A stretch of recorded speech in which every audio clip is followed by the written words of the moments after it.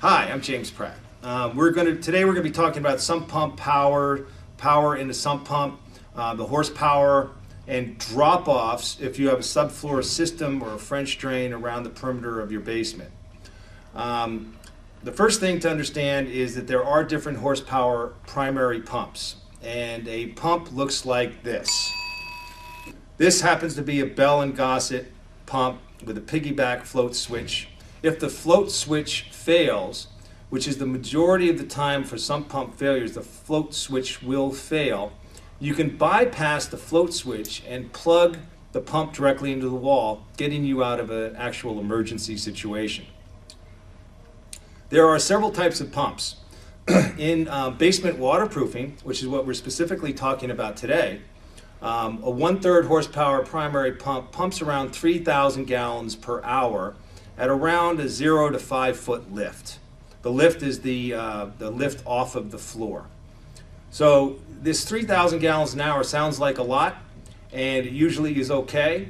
I know most companies now will go to a 1/2 horsepower, which pumps 3,600 gallons per hour. One of the very best companies in the country, Basement Technologies, starts off with 1/2 horsepowers as a suggested pump amperage to install at a start, 3,600 gallons per hour. There's a 3/4 horsepower primary pump that pumps out 4,200 gallons per hour.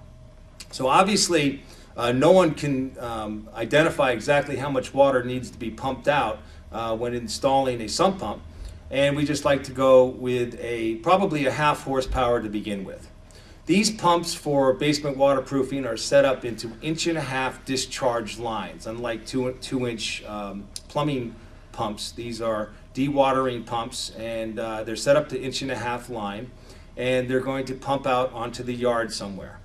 Very important to have when you discharge to the outside, the minute that you leave the house and you're subject to the outside, you need to have a break in the pipe to make sure that if there's freezing, that the pump continues to pump. One product is called the Freeze Stop, and it's important that we understand that once you leave the house and you're on the outside of the footing of the foundation wall, you're subject to freezing weather and all sorts of unknowns. The variables are pronounced, so we want to make sure that we have a break in there to make sure that pump pumps at all times. The other thing I'd like to discuss today, if you have a subfloor French drain system on the interior, it's important to understand that usually you need more drop-offs. What I mean by drop-offs are sump pump pits installed around the perimeter. Every about 70 to 100 feet, you want to branch off to another drop-off point. And if the reasoning is that you want to put a 3/4 horsepower pump in one side of the basement, and that's going to handle 140 feet of system around the perimeter, that may not be true in all cases. The fact of the matter is, subfloor systems, which are basically low pressure system French drains that accept the water from over the footing or underneath the footing, they need to have drop-off points. Drop-off points are important to understand, are different than higher horsepower with one drop-off point. So for example, with a 150-foot perimeter job, you want to make sure that you have 2 drop-off points, or maybe even 3, because the water goes into these systems, these pipes, and then they have to drop off somewhere. Now, if there's too much water and it's not making it to the pump fast enough, it's critical that you have another drop-off, usually catty corner from the pump. So if you have a pump in one corner, you want to go catty corner from that pump and install another drop-off point. So the point is that we always need more drop-off points rather than higher horsepower. Always start off with a 1/2 horsepower primary pump at the very least, just to be safe, and you may have to upgrade to a 3/4. Some other possibilities are that if you have a 3/4 horsepower pump in a sump pit and the water is still rising, you may need to put a pump on a shelf at a higher level with a separate discharge line, a separate 1.5-inch line going out the house to be able to handle the flow of water. So, for example, Basement Technologies has the Water Grabber Bulldog. They have a primary pump on the bottom, then you can put a shelf on top, and then they put another pump on top. You can put a battery backup in there as well. And this will handle up to 8,400 gallons per hour, as opposed to maybe 3,000 with a 1/3 in the bottom.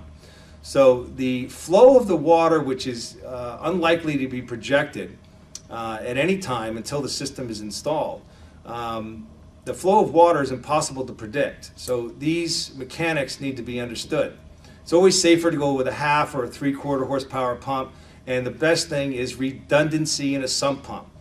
My recommendation is always have 2 sump pumps in each pit, one on a shelf, one on the lower portion with a battery backup, and also have a whole house generator just in case everything fails. Redundancy, redundancy, redundancy. Sump pumps are mechanical devices. They can fail, and you need to make sure that you have backups to backups, as I just expressed.